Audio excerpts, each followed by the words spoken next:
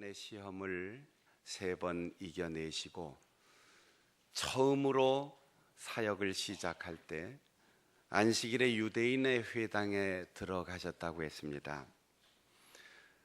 당시엔 오늘날과 같은 이런 성경책이 있는 것이 아니어서 우선 27권의 신약이 없을 테고 구약 성경도 여기저기 회당의 형편에 따라서 책 한 권이 예를 들어 창세기 그러면 두루마리 2개, 3개씩 될 수 있고 또 시편 혹은 선지자들의 글 이런 것들이 각각의 두루마리로 보관되어 있고 그날에 알맞는 성경을 선택해서 가지고 나와 두루마리를 펴서 몇 절씩 읽는 것이 관습이었습니다.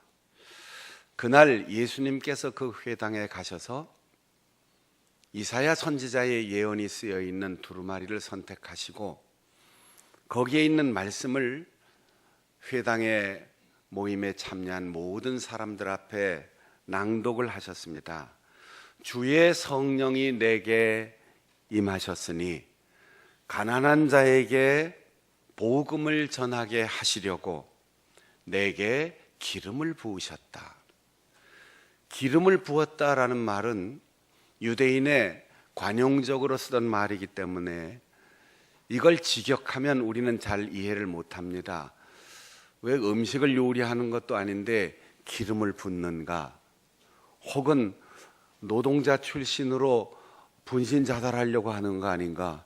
이렇게 오해할 수도 있어요. 우리말에도 이런 관용어가 다른 나라 말로 직역하면 이해가 안 되는 말들이 있는 거죠. 기름을 붓는다라고 하는 히브리 말은 마샤라고 했는데 이것이 우리말로는 메시아라고 번역되었고 구세주라고 번역되었어요. 유대인의 전통에 중요한 일을 맡기는 임금이나 예언자나 제사장은 기름을 부어서 임직식을 했습니다. 그리고 기름 부음을 받은 자라고 하는 말은 곧 유대인들이 오랜 세월 기다리던 다윗의 왕권을 가지고 이 땅에 하나님 나라를 회복시켜 주실 구세주를 지칭하는 말이었습니다. 내게 기름을 부으시고라는 이사야 선지자의 예언은 바로 그렇게 이 땅에 구세주가 올 것이라 라는 예언의 말씀입니다. 제가 27살에 결혼을 했는데 요즘 같으면 어린애들이 무슨 결혼을 해 이렇게 생각했을 테지만 제 나이 때는 27 넘어가면 그 다음부터는 노자가 하나씩 붙었어요. 노총각, 노처녀. 그래서 27살 넘으면서부터 고향을 가든지 친구들을 만나든지 어른들 만나면 스트레스 받는 말을 늘 들었죠. 국수 안 줘? 국수 안 줘. 이런 말 들으신 기억이 있어요? 아니 왜 하필이면 햄버거도 아니고 스테이크도 아니고 국수를 달라고 할까? 해방 이후 미국에 의한 구호 원조 물자가 많이 들어오면서 대단위의 밀 경작지가 있는 나라에서 대량의 제분 기술이 발달하면서 우리에게 무상 원조 밀가루가 많아지고 길을 내고 저수지를 만들고 그렇게 공사하는데 일꾼으로 동원된 이들에게 돈이 아니고 밀가루를 임금으로 내어주던 시절이 있었습니다. 그렇게 밀가루가 흔해지니까 밀가루 값이 뚝 떨어졌죠. 그러면서 빵집도 생기고 칼국수집도 생기고 국수가 그냥 간편하게 해먹는 음식이 되었지만 근대사회 이전까지 특별히 중세기 때는 밀이 굉장히 귀했습니다. 유럽의 오래된 시를 보면 나는 파스타를 먹고 죽었으면 소원이 없다 이런 시 귀절이 있어요. 중세기 유럽에서는 스파게티라고 말하는 그 밀가루 국수, 그리고 지금 우리가 햄버거라고 말하는 그 밀가루 빵, 이걸 먹을 수 있는 사람은 제후, 성주, 추기경에 해당하는 고위 성직자, 이런 사람들 먹을 수 있는 최고급의 음식이었습니다. 우리나라 조선 500년 역사의 권력을 다 거머쥐었던 경상도 지역에는 조상들의 제사상에 올리는 음식이 국수입니다. 제일 많은 경제적 혜택과 권력을 가진 경상도 사람들의 제사가 왜 국수가 올라갔겠습니까? 그때 가장 귀한 것이 밀가루였기 때문에. 그러니까 국수라고 하는 우리말을 남의 나라 말로 옮겨 놓으면 이해가 안 되는 거죠. 나를 보내사 포로된 자에게 자유를, 눈먼 자에게 다시 보게 함을 전파하며 눌린 자를 자유롭게 하고 주의 은혜의 해를 전파하게 하려 하심이라. 은혜의 해란 말도 유대인들에게 관용적으로 쓰이던 말인데, 그냥 은혜가 넘치는 해가 아니라 내가 빚을 지고 실패해서 다른 사람에게 갚을 길이 없을 때 나와 우리의 자녀들이 남의 집에 가서 종살이를 할 수 있어요. 그 세월이 아무리 빚이 많고 길어도 7년을 7번 지난 49년이면 빚의 유무와 상관없이 무조건 자유를 주게 되어 있습니다. 내가 농사를 잘 짓지 못하고 실패해서 조상적부터 물려받은 그 땅을 다른 사람에게 넘겨줬을지라도 50년 소유권을 행사하면 다시 원래 지파의 자리로 돌려주게 되어 있습니다. 그래서 이스라엘은 가나안 땅에 정착하면서 이 50년에 한 번 돌아오는 희년에 처음 가나안에 정착했을 때의 그 토지의 경계선, 그것이 50년마다 회복되고 영원한 가난도 영원한 노예도 없는 그런 새로운 나라를 하나님께서 그 땅에 만드셨던 거지요. 주의 은혜의 해, 이 50년의 희년을 선포한다라는 이 이사야 선지자의 예언을 읽고 나서 예수님께서 이렇게 말씀하셨습니다. 기름 부은 메시아, 오늘 당신들 앞에 왔습니다. 이 땅의 모든 자유와 가난과 그리고 질병, 이 경계선상에 서 있는 모든 사람들에게 참된 해방과 그리고 경제적인 부요함과 참된 행복을 오늘부터 시작하는 하나님 나라가 이 땅에 임하였습니다. 오늘 이 말씀이 여러분 앞에 이루어졌습니다. 이렇게 선포하자 청중들이 손수건하기 시작했지요. 웅성웅성하게 됐지요. 큰 소리가 나오기 시작했습니다. 아니, 그 말씀은 우리가 잘 알지만 이 말씀이 언젠가는 이루어질 것이라고 우리가 믿고 기다려왔지만 그 은혜의 말씀이 오늘 이 자리에서 이루어진다면 그럼 당신이 구세주냐? 당신이 하는 오늘부터 이 일이 하나님의 나라냐? 놀랍게 여기면서도 믿을 수 없다. 왜냐하면 당신이 요셉의 아들, 마리아의 아들, 목수의 아들인 것을 우리가 30년 동안 보아왔고 당신의 형제들을 다 봤고 당신 코 흘리게 어린 시절부터 내가 다 봐왔는데 어떻게 당신이, 어떻게 목수의 아들로, 어떻게 당신 같은 사람이 다윗의 왕권을 이어받은 구세주로 우리 앞에 섰다고 말할 수 있느냐? 사람들은 여기에서 그치지 않았습니다. 이단이다, 사입이다, 신성모독이다, 예수님을 끌고 나갔습니다. 그리고 바위 끝 벼랑에 세워놓고 떨어뜨려 죽이려고 했습니다. 뒤에는 절벽입니다.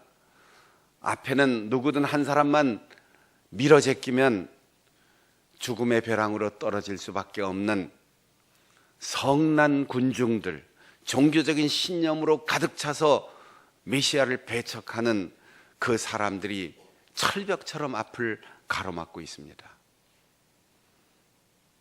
그런데 예수님은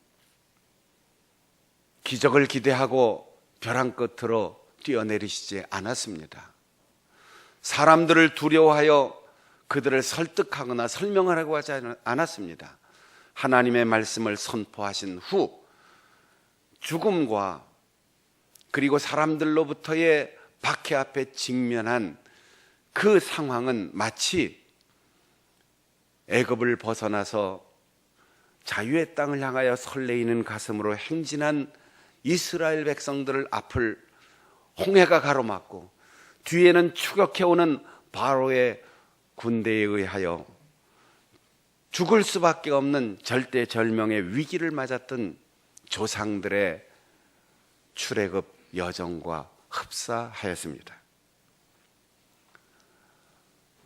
모세가 지팡이를 들어 바다를 가리킬 때 홍해가 갈라져 그 바다 밑에 아무도 예상하지 못했고 아무도 계획하지 못했던 새로운 길이 열렸습니다. 성난 파도와 같은 군중들 사이를 주님은 두려움 없이 한 걸음 한 걸음 걸어가셨습니다. 그분의 당당한 그 발걸음을 아무도 막지 못했습니다. 두려움 없이 오직 하나님의 말씀을 선포하고 도피하지 않고 목숨 걸고 이 은혜의 해를 선포하고 포로된 자에게 자유를 주고 눈먼 자를 다시 보게 하려는 주님의 그 행보를 아무도 막지 못했습니다. 성난 군중 사이에 길이 열렸던 것입니다. 어떻게 그것이 가능했을까요? 여러분, 우린 종종 기적과 같은 얘기를 듣습니다. 구급차가 지나갈 때 꽉 막혔던 대로가 양보하는 사람들에 의해서 모세의 기적이 일어났다. 그런 훈훈한 미담도, 또 때로는 전철역에서 발을 헛디뎌 떨어진 그 사람이 죽음의 위기를 당할 때 누군가 뛰어들어서 그 사람을 끌어안고 생명선으로 내어보내는 그 용기 있는 사람의 기적을, 그리고 의사 선생님이 틀렸습니다. 포기하십시오. 끝내야 합니다.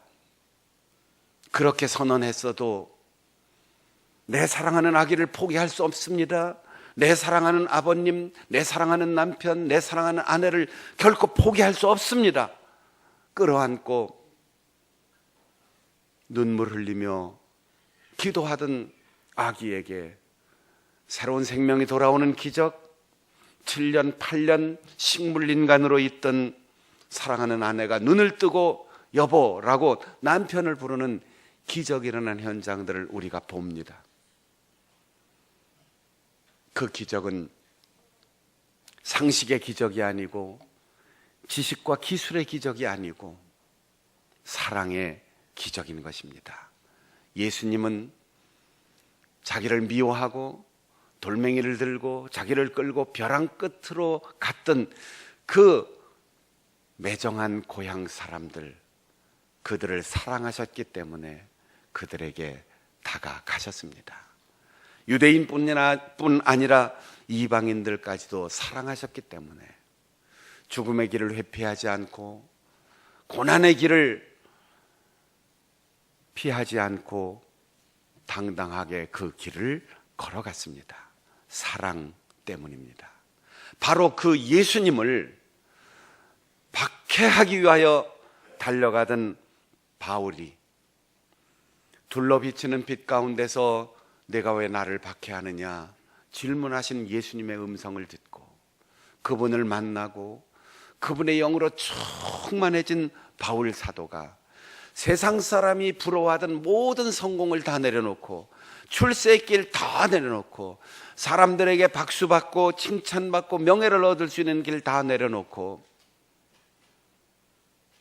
억울하게 모함당하고 손가락질 받고 재판받고 매맞고 감옥을 가는, 끝내는 목숨을 잃는 그 길, 예수님이 가셨기 때문에 그 길이 열렸고, 나를 부르시기 때문에 그 길을 가야 하고, 그래서 바울 사도는 내가 가는 이 길이 율법의 길이 아니고 종교 의식의 길이 아니고 내가 생각한 합리적인 판단의 길이 아니라 사랑 때문에 주님이 오셨고 사랑 때문에 주님이 가셨던 그 길, 나도 사랑으로 갑니다.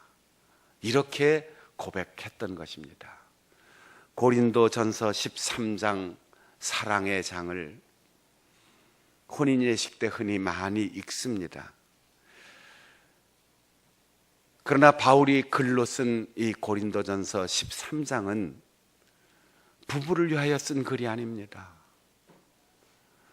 여러분 혹시 서화 작품 가운데 그런 거 보셨나요?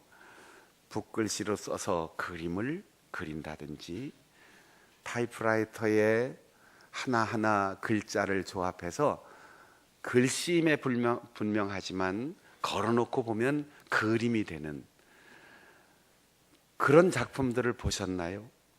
바울 사도가 고린도 교회에 보내는 편지는 분명히 먹을 찢고 붓으로 써서 글을 썼지만, 문장이지만 그것으로 예수님의 초상화를 그린 겁니다. 자기의 고백이 아니에요. 자기 자신의 마음을 드러낸 것이 아니에요. 내가 아무것도 아니라고 스스로 겸손하게 내려왔습니다. 그리고 예수님이 나에게 보여주신 사랑이 이것입니다.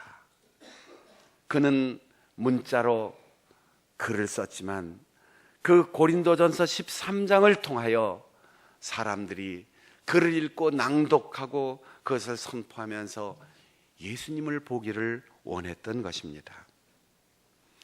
사람들의 반응은 싸늘했습니다. 바울 사도에 가는 길도 마찬가지였습니다. 그러나 예수님은 포기할 수 없었습니다. 도피할 수 없었습니다. 이대로 주저앉을 수 없었습니다.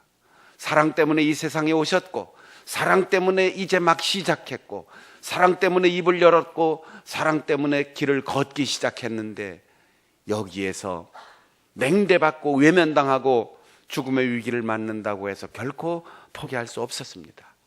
그래서 걸었습니다. 그래서 길이 열렸습니다.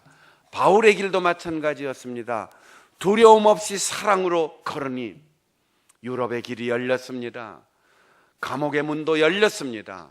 황제 앞에 서는 길도 열렸습니다. 풍랑도 잔잔해졌습니다. 유라굴로도 멈췄습니다. 죽음의 위기 앞에서도 사람들을 회개시키는 놀라운 역사의 길을 걸었습니다. 여러분 1983년 2월 25일 11시쯤 기억하시나요?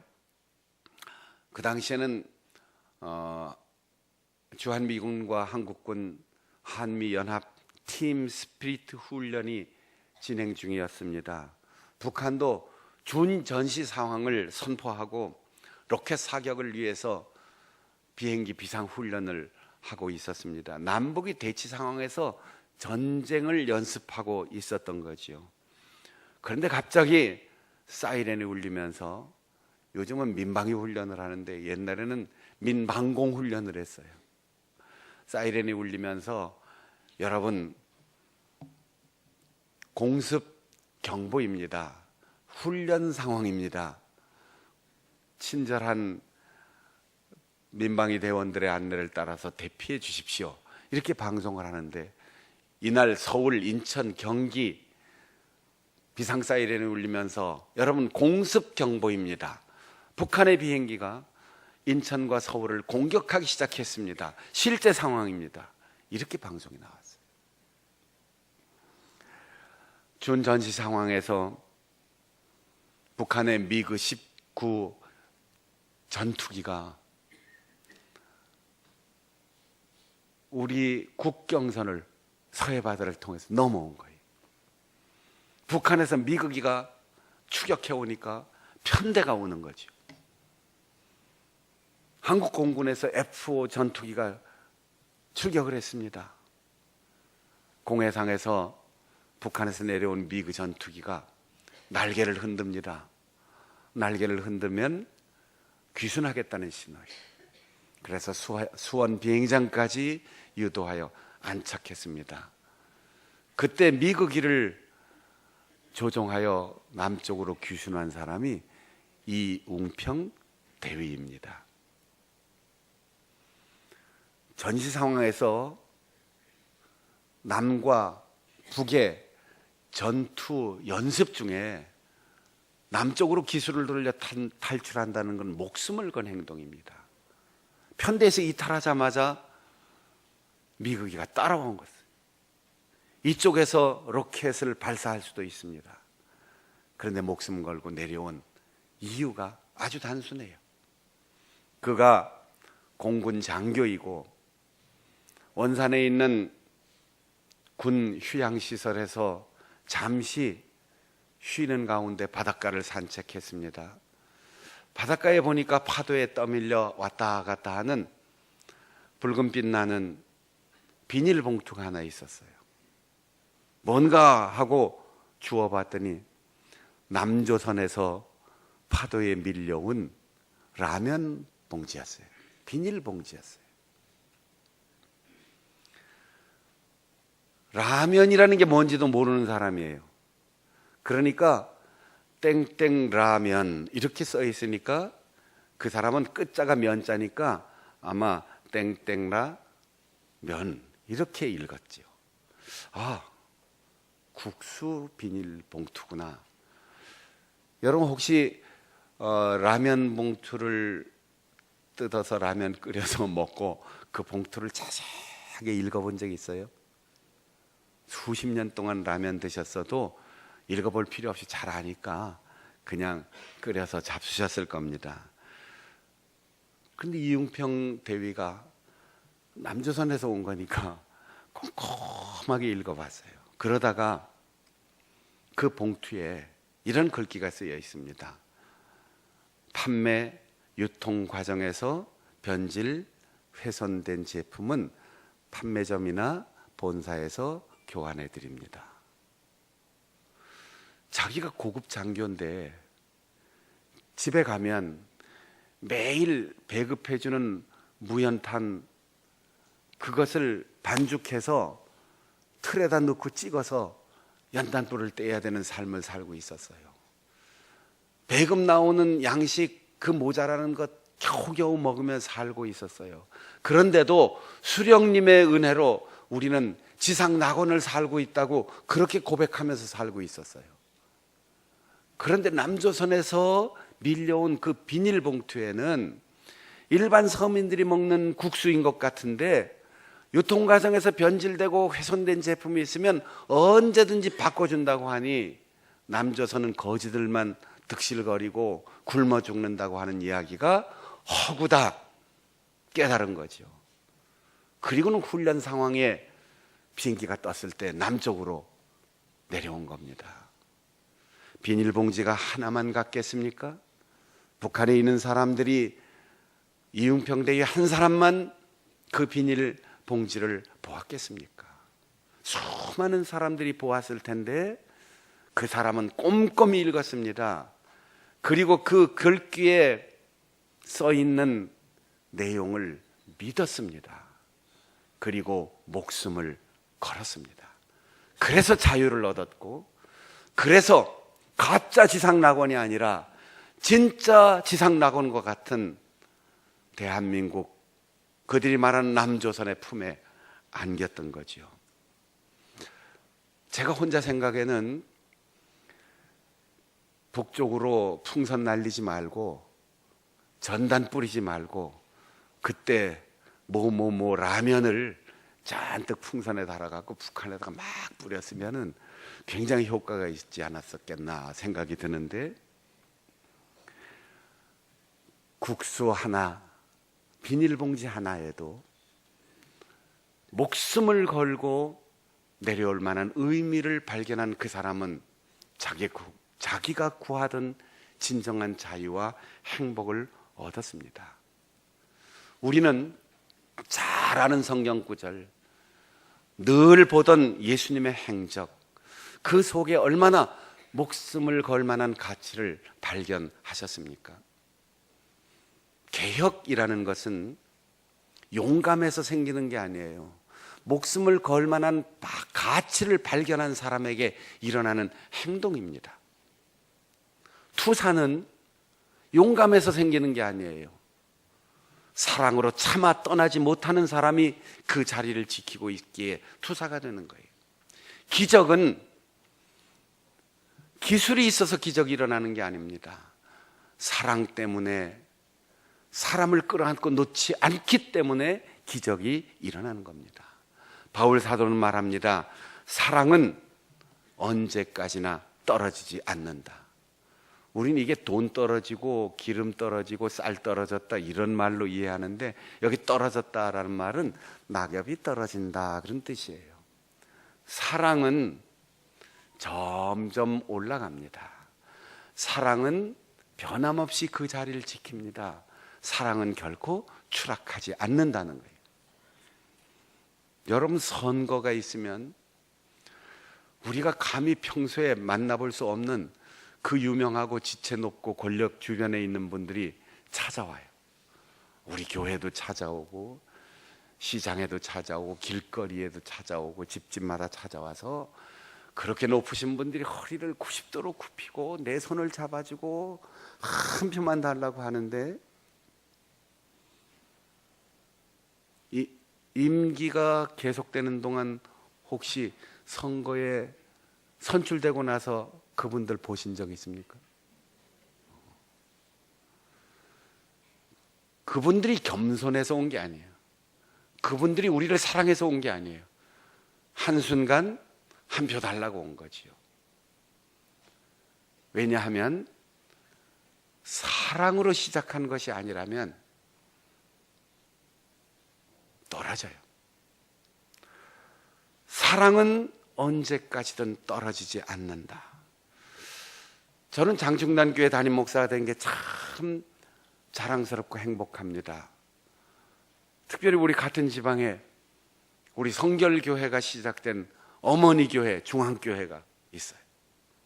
그래서 언제나 중앙교회에서 우리 지방에 모이면, 어머니, 중앙교회가 있었기 때문에 우리 성결교회가 있고, 중앙교회가 있었기 때문에 우리 한국교회에 희망이 있고, 그래서 늘 자랑스럽게 생각하고, 우리 장충단교회 해방과 동시에 이 땅에 성결의 복음이 우리 장충단교회, 장충단 지역에 전파되고 교회가 세워졌는데, 특별히 우리 이름이 자랑스러운 거죠. 장충단.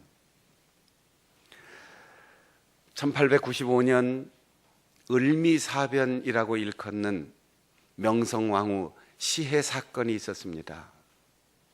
나라의 운명은 이미 기울어져 가고 그 속에서도 권력 다툼이 계속되는데, 일본 낭인들의 침입 앞에, 그리고 일본 군인들의 그 발달한 무기 조총 앞에 칼 한 자루 들고 끝까지 왕후의 목숨을 지키기 위해서 시위대장 홍계훈을 비롯한 장졸들이 장렬히 전사했던 그 사실을 기념해서 장충단이라고 하는 우리나라 제1번 국립묘지가 만들어진 거예요.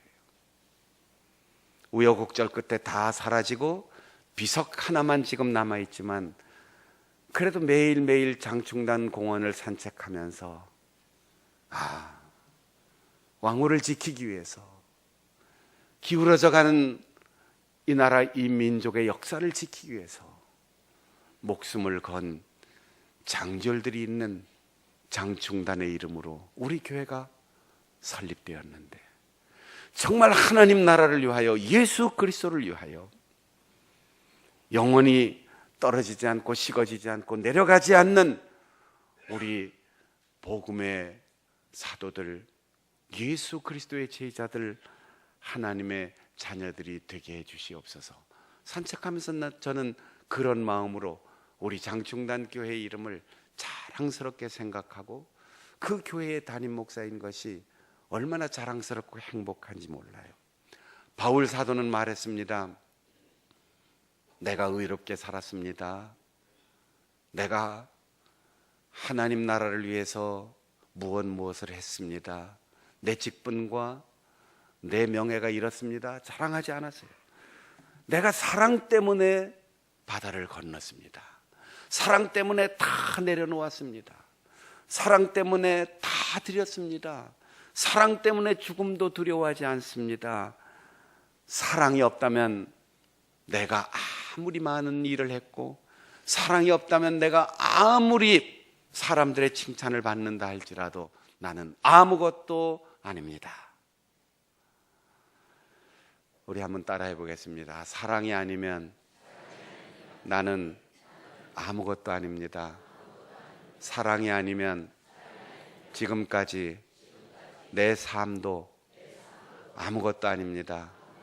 사랑이 아니면 내 직분도, 내 성공도, 나의 명예도, 사람들의 칭찬도 아무것도 아닙니다. 이렇게 덤덤하게 아무것도 아닙니다 그러면 입만 따라하는 거죠. 아무것도 아닙니다. 아무것도 아니에요. 정말 아무것도 아니에요. 10년을 넘게 교회에서 다투다가 겨우 문제가 해결된 어느 교회의 장로님들을 만났어요. 그리고 그 다툼이 다 끝나고 한 10년의 세월이 지난 다음 지금 돌아보니까 왜 그랬나, 아무것도 아닌데 그렇게 다투던 사람들 지금 병원에 입원해 있고 돌아가셨고 나이 많아 힘을 다 잃었고 우리도 이렇게 나이를 먹었는데 아무것도 아니더군요. 여러분, 옳다 그르다, 맞다 틀리다, 사실이다 허구다, 이거 아무것도 아니에요. 사랑만 영원한 것입니다. 고린도전서 13장은 예수님께서 입으신 턱시도, 예수님께서 입으신 웨딩드레스가 아니에요. 예수님이 십자가에서 살 찢기고 피 흘리신 그 못자국 난 손, 거친 숨을 몰아 쉬면서도 아버지 저들의 죄를 용서해 주시옵소서 기도하던 그 피 흘리신 예수님의 알몸 그대로 지금 써 있는 것입니다. 순간의 옷, 혹시 물어볼게요. 웨딩드레스 입고 결혼하신 분, 그 웨딩드레스 가지고 있는 분 있어요? 1년에 한 번씩 다시 입는 분 있습니까? 그거 굉장히 비싼데 그 턱시도 다시 입는 분 있습니까? 한순간이에요. 1시간 입는 거잖아요. 그런데 우리가 얼마나 많은 정성을 기울여서 고르고 돈 들이고 그 턱시도와 웨딩드레스에 무슨 의미가 있습니까? 아무것도 아니에요. 우리가 부부가 되고 우리가 아버지 어머니가 되고 할아버지 할머니가 되고 우리가 인생을 살아가는 그 서로 간의 사랑이 의미가 있는 것이지 드레스가 어떤 의미가 있겠습니까? 우리가 입은 옷은 순간의 옷이 아닙니다. 아담과 하와가 햇빛을 쬐이면 부서져 나갈 무화과 잎의 옷이 아닙니다. 주님께서 피로 짜시고 주님께서 그 살을 찢어서 만드신 의의 옷, 영원한 옷입니다. 사랑이 있어야만 그 옷을 입을 수 있습니다. 한 남미 개척 선교사가 고린도전서 13장을 이렇게 번역했습니다. 내가 완벽하게 언어를 구사하고 현지인처럼 말을 한다 해도 그분의 사랑이 나에게 없다면 나는 아무것도 아닙니다. 내가 화려한 졸업장이나 학위를 가지고 있고 모든 현대의 선교 방법들을 알고 있다 해도 그분의 사랑으로 감동되지 않는다면 나는 아무것도 아닙니다. 내가 그 사람들의 모든 종교를 성공적으로 논박할 수 있고 그 사람들을 바보로 만들 수 있다 해도 그분의 애원하는 사랑의 편지가 없다면 나는 아무것도 아닙니다. 내가 온전한 믿음과 큰 이상과 장엄한 계획을 가지고 있다 해도 그분의 사랑에 젖은 땀과 피와 눈물과 기도와 간구가 없다면 나는 아무것도 아닙니다. 내가 그들을 위해 옷을 벗어주고 돈을 나누어 준다 해도 그들을 위한 그분의 사랑을 소유하고 있지 않다면 나는 아무것도 아닙니다. 내가 모든 야망을 내려놓고 집과 친구들을 떠나고 나의 선교 경력을 하나님께 제물로 바친다 해도 매일의 삶에서 크고 작은 귀찮은 일들 때문에 나는 변명한다면 나는 아무것도 아닙니다. 내가 모든 질병을 고칠 수 있다 해도 그분의 사랑이 부족하여 다른 사람들의 마음에 아픔을 주고 다른 이의 감정을 상하게 한다면 나는 아무것도 아닙니다. 내가 갈채를 받을 만한 글을 쓰고 비록 책을 낸다 해도 십자가의 말씀을 내 삶의 사랑의 언어로 옮기지 못한다면 나는 아무것도 아닙니다. 우리의 명절, 소중한 가족, 오고 가는 길, 그리고 우리의 만남을 통해서 나는 아무것도 아닌 삶에 착각하며 지나오지 않았는가? 나는 정말 아무것도 아닌 것에 마음 빼앗기고 눈이 가려지고 아무것도 아닌 일 때문에 마음 상하지 않았는가? 돌아보면서 예수님의 사랑으로, 십자가의 사랑으로 우리를 옷 입혀주신 그분의 부르심에 응답하여 한 글자 한 글자 정성 들여 사랑의 노래를 기록함으로 우리에게 그림처럼 보여주신 바울 사도의 예수님의 초상화를 우리의 마음에 간직하고 순간에서 영원으로 사랑의 자리로 옮겨갈 수 있는 우리 성도들이 되시기를 바랍니다. 기도하겠습니다. 우리 함께